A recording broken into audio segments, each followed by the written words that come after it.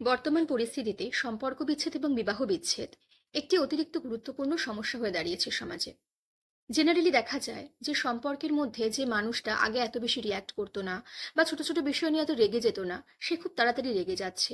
ছোট ছোট বিষয় নিয়ে ভীষণ অ্যাংশাস হয়ে পড়ছে, ভীষণ স্ট্রেসড আউট থাকছে, ভীষণ ইরিটেটেড হয়ে পড়ছে, ভীষণ বাজেভাবে রিয়্যাক্ট করছে। আমরা কিন্তু তাকে অনেক সময় ভুল বুঝে খারাপ হিসেবে দাগিয়ে দিই। আবার এমন অনেক মানুষ থাকে যারা হয়তো খুব ছোট বিষয়, সেটা নিয়ে হয়তো এত কষ্ট পাওয়ারই কথা নয়, বাট ভীষণ তাড়াতাড়ি কষ্ট পেয়ে যাচ্ছে।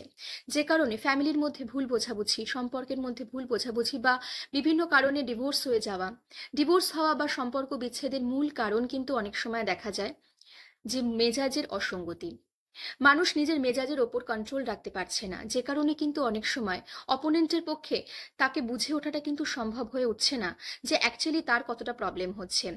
ছোট ছোট কাজের চাপ ধীরে ধীরে এত বেশি বাড়ছে এবং এত ফাস্ট ফরওয়ার্ড লাইফস্টাইলের কারণে মানুষ নিজেকেই অনেক সময় বুঝে উঠতে পারছে না।